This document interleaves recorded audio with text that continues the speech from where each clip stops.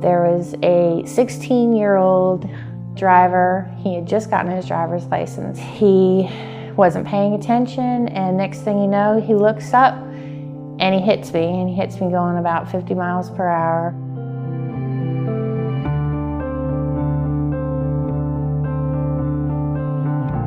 This customer came to me about a diminished value claim.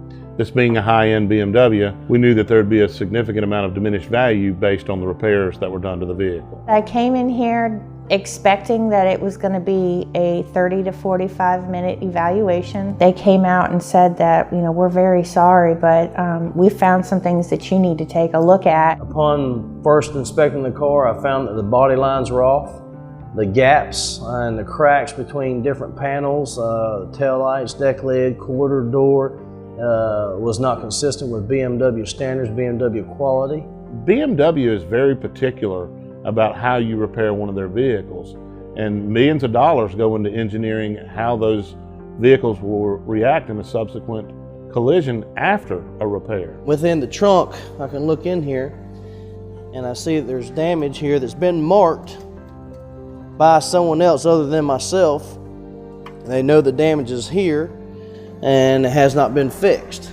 I've got a roll here and a buckle here. I've also got a kink right here, bare welds, grind marks, buckles all the way across. The whole panel is wrinkled. All the areas that I'm pointing out here are structural panels.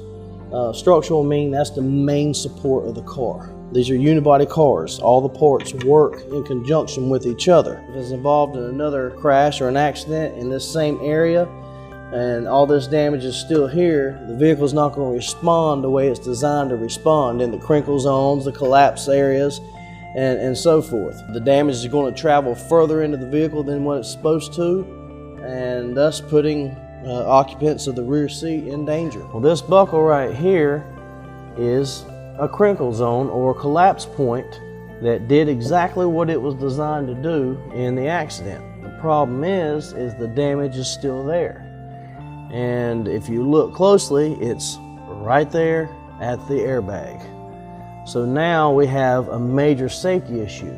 It's going to fold even more further up into the airbag where the airbag mounts and affect how the airbag is going to deploy. We got the technicians at Pack Brothers to delve deeper into the repair and actually got a bore scope. They actually have a camera on a small wire that goes up into the cavities of the vehicle, and they found damage there that was hidden.